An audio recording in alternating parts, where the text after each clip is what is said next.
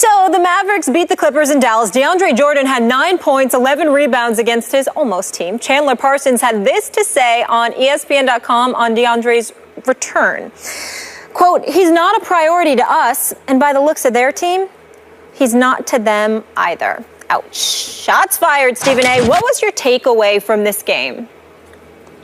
Well, my takeaway is on the positive side for the Dallas Mavericks. I can't say enough about Dirk Nowitzki. He's a future Hall of Famer. He was absolutely spectacular last night, finishing with 31 and 11, hitting big shots, outplaying Blake Griffin, which, by the way, surprised me. Considering the way that Blake Griffin has been playing, I definitely expected more from him last night. It's beautiful to see Wesley Matthews out there. Skip, I've always been a fan of this guy. I loved him when he was playing in Portland with Damian Lillard.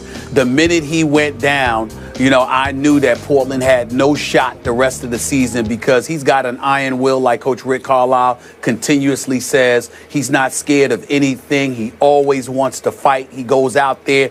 He can't just score. He defends as well. And he was harassing Chris Paul all night long, helping to limit him to 2 for 11 shooting, just 11 points for Chris Paul. Obviously, I expected better from him as well as Blake Griffin. DeAndre Jordan, when you look at the night that he had, it's not surprising. I mean, what did he have here? He had 9 points. He had 11 rebounds. I'm surprised he had just one block, but Dallas shoots a lot of perimeter shots. But once again, he only played 27 minutes or so. Why, Skip? Because they kept fouling him. And you go 3 for 9 from the free throw line. That's 33%, which is around what he shoots for the season because he came in the game shooting at 34%. This is what is holding the Clippers back. Because when DeAndre Jordan is on the floor, both offensively and defensively, he is a force to be reckoned with. If the brother could just hit free throws, it would change everything for the Los Angeles Clippers. So when we think about what Chandler Parsons had to say, he's right on the money. Sure, it was a dig. And sure, listen, Mark Cuban, the Dallas Mavericks, eventually you got to let it go. But this was his first time in Dallas since reneging on his deal to go there. So we understand that. But the point is that at the end of the day, he's not a priority for the Clippers. Chandler Parsons sat there, and he's right. Doesn't seem to be a priority offensively. Defensively, he obviously does. But offensively, he is not.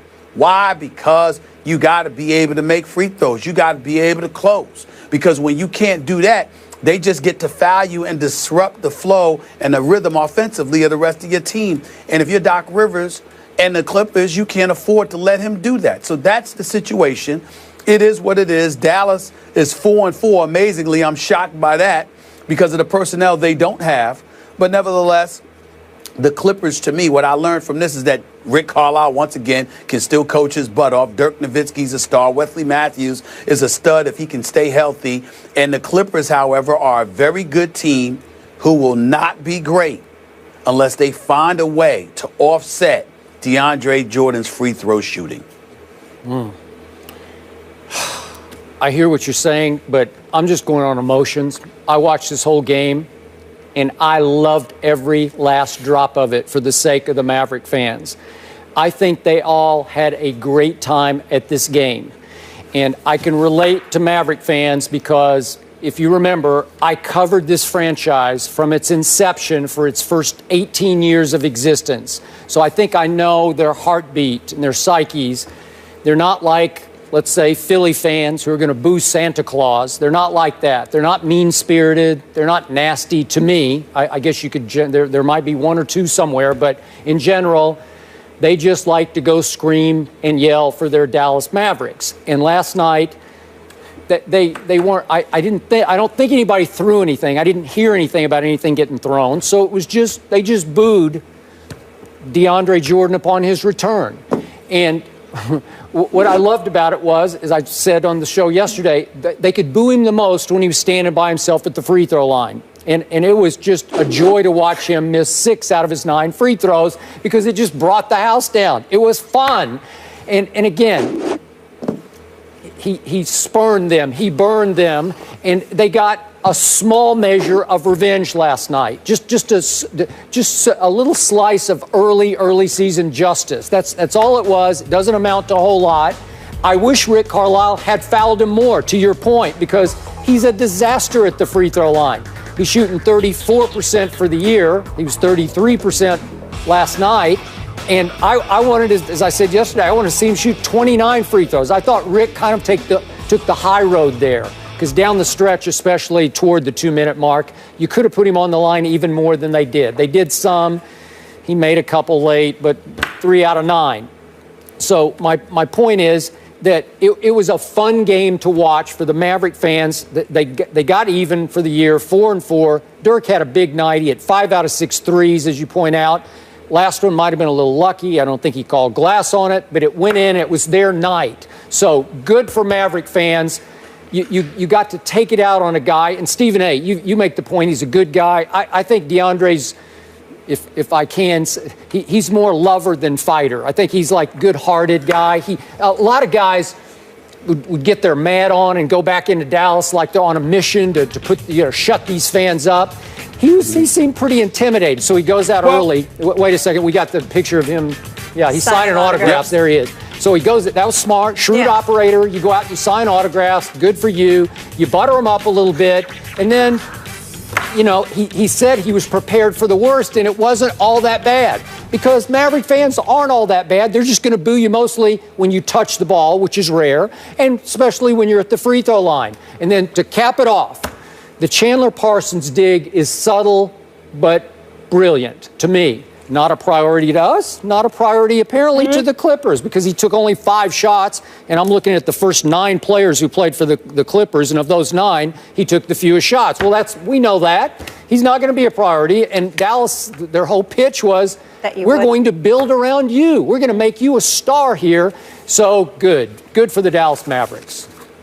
Well, it was good for them, but let's be clear about something. I mean, like you said, he is a good guy, Skip. He really, really is. But I think that he would have went out there with that dog in him to go after them. What happens is that you're going to get humbled when somebody keeps attacking your weakness. The Dallas Mavericks were letting them know you're going to get but so many shots because we're going to be inclined to foul you a lot. Why? Because we know you can't hit free throws. And so when you recognize that as an impediment, particularly when you're in those hostile confines and you clearly don't have the confidence that you need to have in order to hit free throws because that's your Achilles heel, then it's going to be problematic for you. And it's just that simple. And so that's what it comes down to. It's not so much that he didn't want to go out there and play lights out. But in the end, if I know you can jump out of the gym, you can dunk on anybody, you can block shots, you can rebound, you can defend. But the thing I'm focused on is fouling you so I can send you to the free throw line. And that's the one Achilles heel that you can't appear to overcome. It'll humble anybody. When somebody continuously goes about the business of attacking not just your weakness, but something you know to be your weakness. And this is why DeAndre Jordan has to sit up there and get free throws. I'm on the record, Skip. Let me be very, very clear. I believe DeAndre Jordan's free throw shooting will cost the Clippers a championship. I think that if a miracle happened and DeAndre Jordan could be left on the floor for 38 to 40 minutes a night, that DeAndre Jordan could hit 75 to 80% of his free throws, I believe the Clippers would win the championship. But he's not going to do that. And that's why they can't even come out of the West, because they got to play without him when it matters most, or depend on his free throw shooting because you're going to send him to the free throw line. And he just can't deliver in that regard. Everything else about him, I find to be great. Okay, well, time out. Are you saying that the Clippers should have left him in Dallas? Because that's what you're suggesting. No. No. I'm saying that you have to find a supplementary piece to put in when money time arrives and be okay without him. I think that it's not almost, but it's similar to what I say. You know, when we're talking about some of the greatest closers in history, guys that you have in the last 2 minutes, and you would say, well, not LeBron. And I tell you, yeah, but I want LeBron the other 46 minutes. Sure. You know, it's sort of akin to that. Okay, but I want DeAndre Jordan on my squad. They subbed for him last night late. But it's not good enough. No, I'm saying it's not good enough. Yeah. Whatever they do to sub for him, it's too much of a loss when he is off the floor because he's so formidable defensively. You just need him out there. He neutralizes a lot of things that other people want to do. There's no excuse in the world why the Clippers should be 5-3 right now. Yeah. They're too good for this. But when you can foul them, what do you want? Yeah, well, there's one coach who will put him on the line from start to finish, and that's Coach Popovich. Although I must tell you, the Clippers did beat my Spurs in 7 games, so they overcame that last year.